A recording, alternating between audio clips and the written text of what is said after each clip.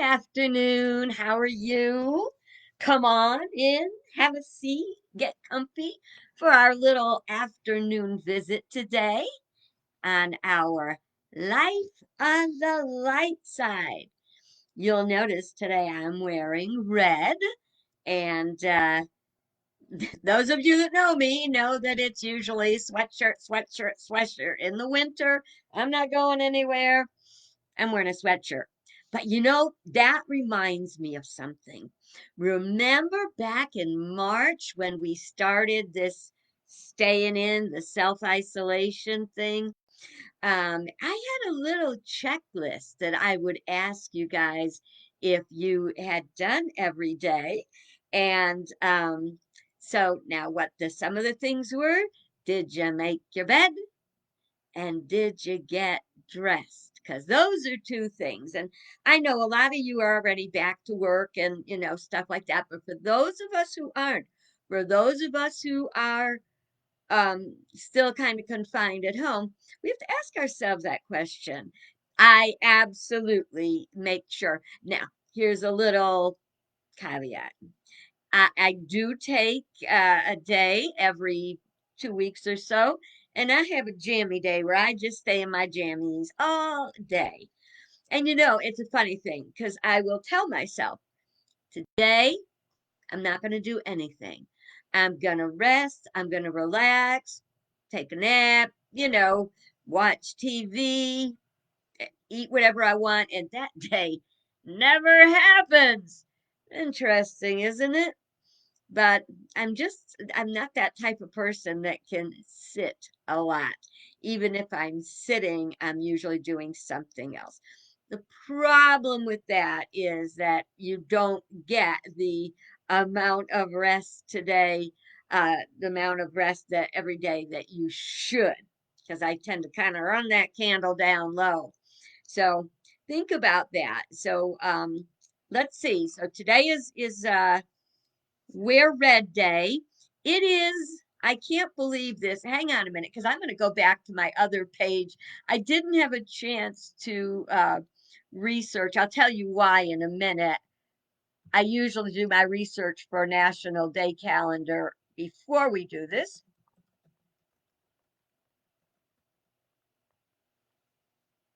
Okay. So let's go back to today and today's list. You can always use hashtag National Day Calendar if you want to check it out for yourself, or on the days that we don't get together so you don't miss out on anything. Hang on a minute, just bringing up today. Okay, National Wear Red Day. I don't know if there is a specific reason. Let's take a look.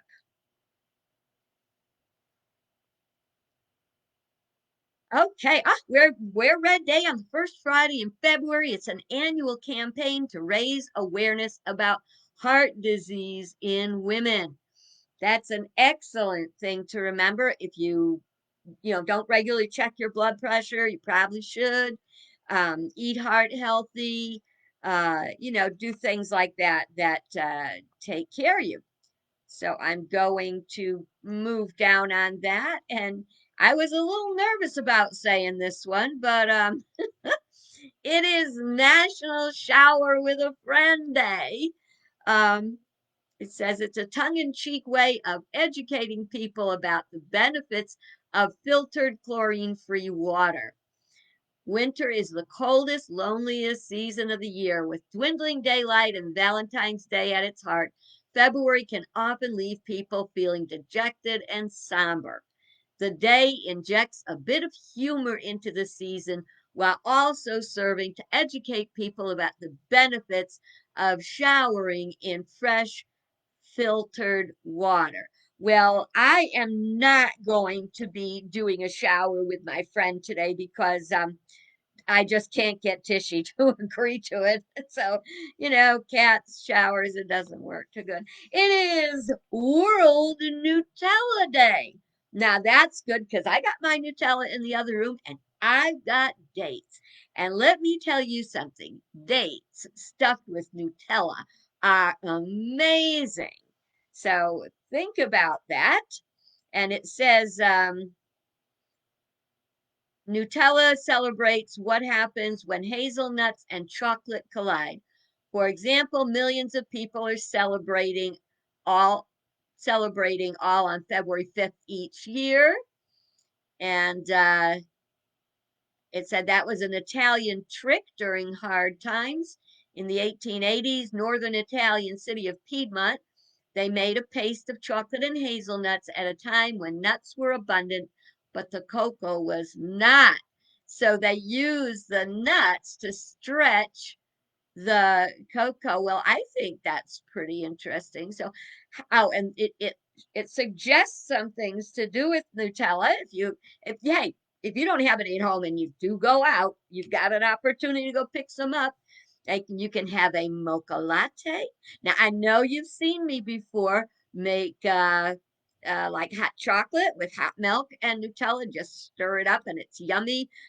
So you can put it in a latte as well. Put it in your coffee, a little cream.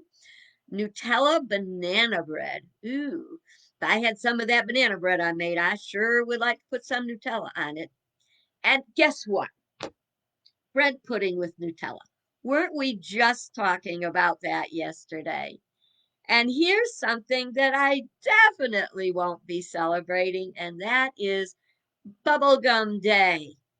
Well, kids like bubblegum, but I'm not there anymore. But I will say chewing gum is not a bad thing unless you have issues with your teeth or gums or anything. And I know blowing bubbles is fun, but it's also very messy. I remember when I was a kid and I would have bubble gum residue all around my lips because I keep popping the balloons and it'd stick there. So okay, let me just get caught up over here a second.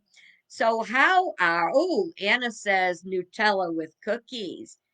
Yep, can't go wrong with that. And that would be yummy, I'm sure. Anna also makes some smashing rolls that the Nutella would be very good on. Okay, so let's see. Did I do all my? Oh, and it's Weather Person's Day. Bless their hearts, because no matter how hard they try, a lot of times they don't they don't have the success at determining the weather as they should. But think of how the times that they are right on. And I'll tell you something, I'd rather have a weather person giving me an idea what the day holds instead of just kind of take going outside and saying, oh, yeah, well, it's light, it must be daytime. And I'm dry, so it must be not raining. Cheryl, you're right. They don't get any respect. So let's give the weather people respect today. You know what you can do? You can go online and you can find your local stations that you get your weather from, and you can bring up your weather person and thank them. I know on Facebook they're always bringing up the when there's a weather report coming up, and you can add comments right there, and you can just say Happy Weather Person's Day. I think that's great. Oh, all these great days to lighten up. Well, I want to tell you a little something about lightening up today. And we've kind of talked about these things before, but I just wanted to add something that was really pertinent for me today. I have my goals list. And did you ever notice that you'll have something on your goals list and you keep not attending to that one goal? Now, I don't know if you remember back when I had my little whiteboard up and I would show you my goals every day and show you what I checked off, and but there would be persistent items. Well, I had a persistent item on my goals list for, well, never made the list a lot of times, but I'd bring it up and put it up again. And hey, Tishy, come join us. Yeah. And There we go. No, and it's not water. So this had to do with something I needed to report for my health insurance. And it was filling out forms and everything. And someone had told me once that I didn't have to worry about those forms anymore. But still, I kept saying, why do they send them every year if I don't have to worry about them? And so today, it's got to be 5 years that I've not been doing this. Now, why didn't I do it in 5 years? That doesn't mean that it was a right thing to do, because when you have something that lingers on your to-do list and you just don't do it, and of course I would save the paperwork every year. So I had 5 years of paperwork, and I was like, I got to make that call. I got to figure this out. And oh, it was really hard. So then today I say, first of all, it's been on my list actively all week, month, 2 months, 3 months. So anyway, I had the paper sitting right next to me. That is mine, and it's tea, not water. Um, anyway, I had it sitting on right next to the coffee table for probably 2 months. So today I said, I'm going to do it. So the first thing I do is I make a call, and I'm on hold, and I'm on hold. Finally, they say, if you want us, you can let go now, and we will call you back. We'll call you back in an hour to an hour and 15 minutes. And I'm thinking, oh man, now hear that little brain fart. I wasn't thinking for a second. And I decided that I was just going to hang on the line. And as I hung on the line, I thought, so if I hang up and they call me in an hour and 15 minutes, does that mean I may also be hanging on this line for an hour and 15 minutes? So I hung up, and I said, I'm going to start over, and I'm going to ask for a call back.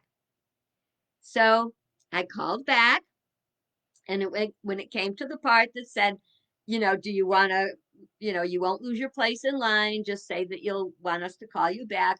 So I did that. And I waited, and it was not an hour to an hour and 15 minutes, like an hour and a half. And I get a call, and I answer the phone, and it's automated. And it said, please press 1 when Alicia Leslie answers the phone, is on the phone. So I said, okay. So I pressed the 1 to say that Alicia Leslie was on the phone, and it went to somebody's voicemail. Oh, my stars. I had to start over. And this time I said, I'm staying on the phone. So then I was on the phone for um, an hour and 10 minutes, I think. I was so afraid my phone battery was going to be dead because I had it on hold for so long. And then I finally got through to someone, and it took maybe 2 minutes to do the business I had to do, and then it was done. But it sure did take a big chunk of my day. It's not like I was sitting here doing nothing. But you know what the best part was?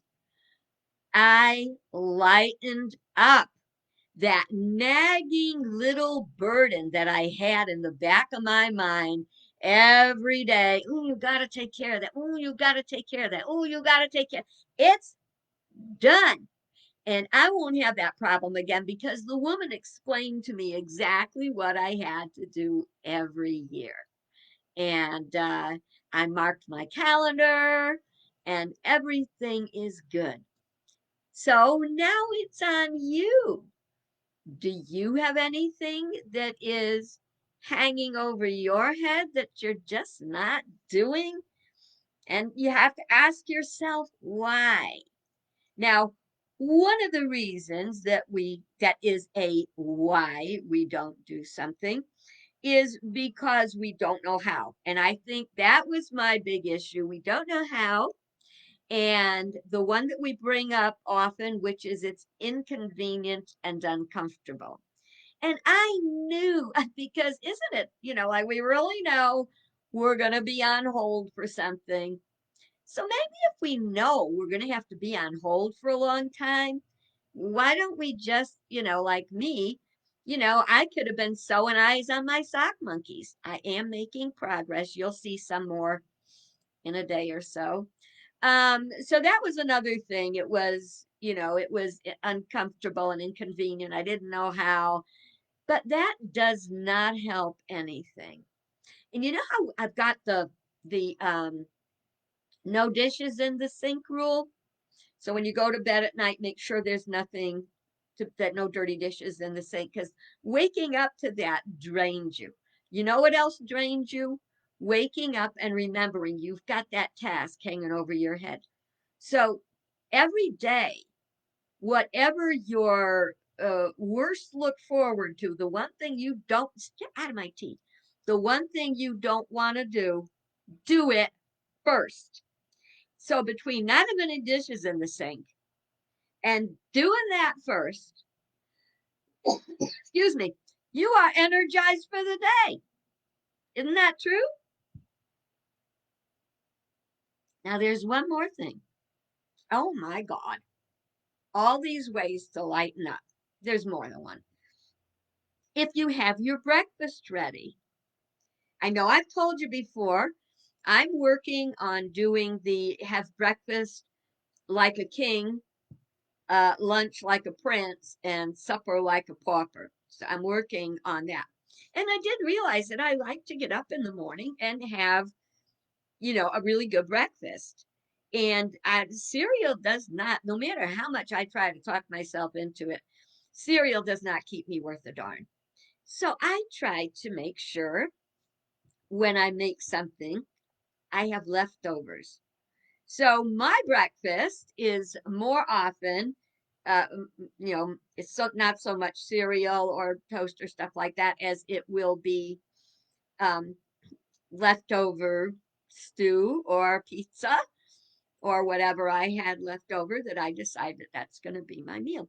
So when you get up and got no dishes in the sink and you're heating up your breakfast while you do the ugliest task of the day, and then you get that done, shoot, you feel like a queen. So I hope that some of those things fit you too. And of course, for me, my daily routine of getting up, getting my coffee, and doing my prayer time, well, that's my best start of all because that I do before I have any ugly tasks to do because that gives me the strength to go through the day in a good way. Speaking of prayer time, I wanted to share something with you that I found in my prayer book this morning. Gosh, I hope I marked that page. I think it was a page before. Oh, here. Okay. Now, this is a thing about leadership, and it's talking about Christian leadership. But we know that we say Christian, but why don't we try to think of it as spiritual leadership? Because yes, I'm Christian, and that's wonderful. But I also draw inspiration from other faith groups. So let's just and when we say leadership, it can be leadership at work, leadership in social organizations, leadership as being a leader in your own family, as parents and like that, and government leadership. So I thought this was so powerful. Um, Faith in the value and meaning of life, even in the face of despair and death, is the second principle of Christian leadership. This seems to be so obvious that it's often taken for granted and overlooked. But for a man or woman with deep rooted faith in the value and meaning of life, every experience holds a new promise. Every encounter carries new insight, and every event brings a new message. But these promises, insights, and messages, get out of my tea. These promises, insights, and messages have to be discovered and made visible. A Christian leader is not a leader because he or she announced a new idea and tries to convince others of its worth.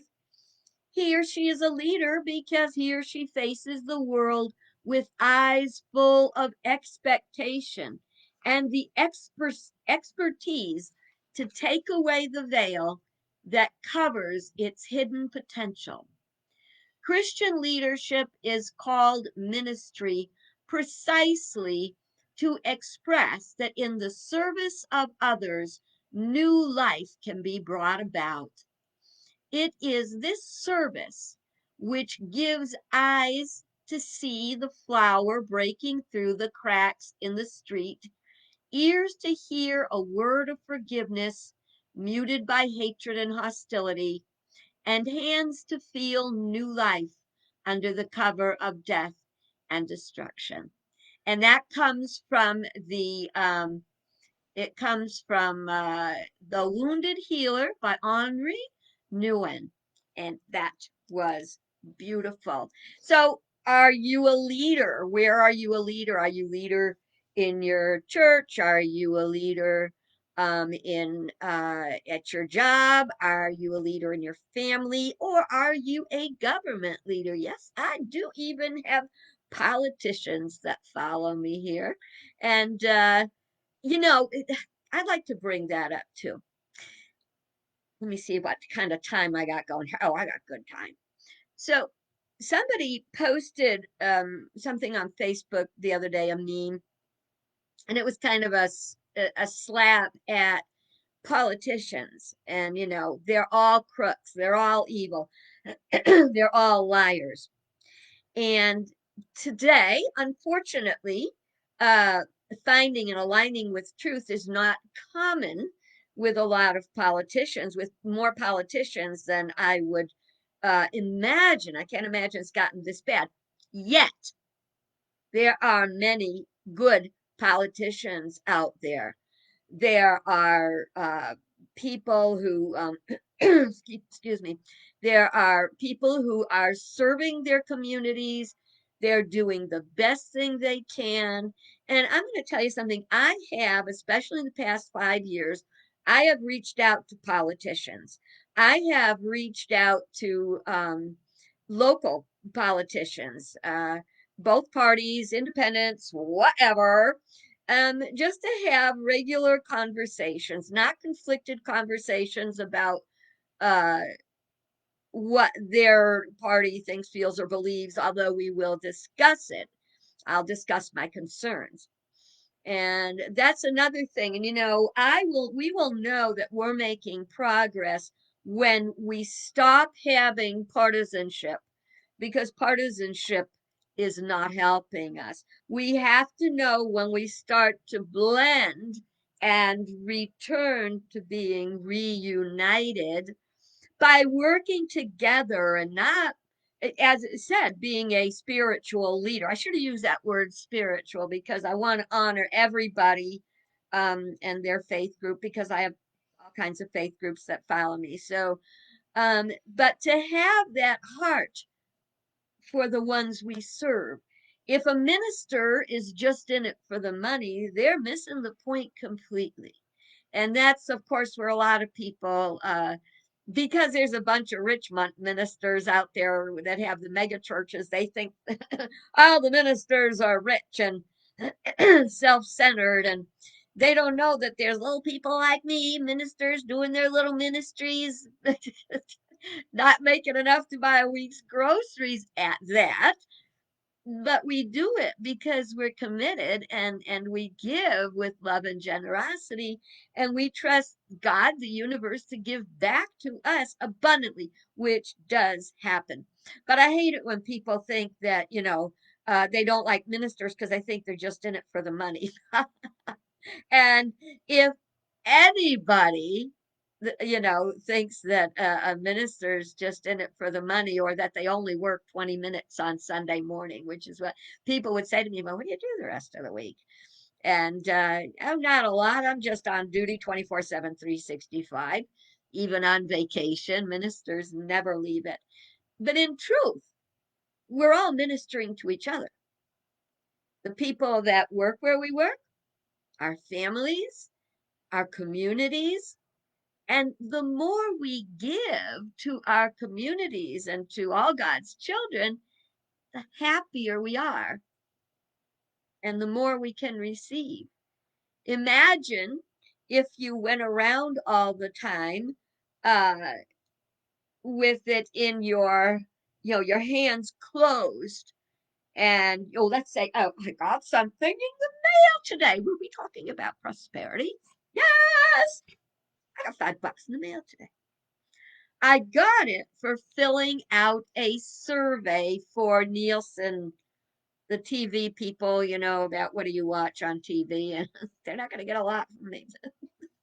The way I watch TV is not the way the common person does, or maybe I don't know that. Anyway, they gave me $5, and I was pretty excited about that. So there's that consciousness. You give and you receive. I am rich, rich, rich. I have plenty, plenty, plenty. I have plenty to spend, plenty to spare, plenty to save, and plenty to share. I have plenty. That's that consciousness. I have no idea why I went there. I got so excited when I saw the $5 bill that that I forgot about it. But that's how the universe provides. God is our source, and we are fed through many channels. And using that word fed is even important, because sometimes that gift that we get happens to be someone inviting us to dinner, or dropping food off at our house, or any of the many ways that we can, in fact, be fed. So Cheryl, you asked if I would if I would post that reading. Yeah, when I'm done, I will go ahead and I will type it up in the comment section, and you'll have it there. And see, I just love to be able to share with others, and I love it when you make your comments and you share with me. And on that note, it is going to be time. Again, I didn't get to some of the things that I wanted to talk about today, but won't see you tomorrow unless I get real lonely and feel I need to reach out. But I think I'll be pretty busy with other stuff. But I will see you on Monday. And we say, good Lord willing, and the creek don't rise. Okay, but I wanted to end with a question. I got my little book of questions. This is so funny because it's so totally falling apart. But anyway, I would like you to uh certainly you can use it however you want. Henri Nouwen is not on the planet anymore, and if he was, I think he would be happy. Okay. So here's the question of the day. This is for you to ponder. If you want to come back to this video and write your comment in the comment section, please do that. Or if you want to post a comment about it Monday, wait till Monday, you'll forget. So now here is, I got two questions. I don't know which one to do. I'm going to do this one because this one seems more likely for the folks I talk to. If a friend were almost always late, would you resent it or simply allow for it? And part two, can you be counted on to be on time? I think I've told you about my friend who used to come late, and I don't mean late, I mean late. She's supposed to be there by 11 o'clock in the morning, and she'd show up at 2, and then she wouldn't go home. I wound up feeding them because I didn't know how to tell them to go home. So my husband would come home and like, well, I gotta cook supper, I want to tell you um, a great thought about time. When you take someone's time, you are taking something you can't give them back. So I hope that when I take your time for our visits, that it is time that you will gladly spend with me because I do my best to give you the best. Think on these things, and I will see you Monday. Have a blessed, happy, and safe weekend. Bye bye.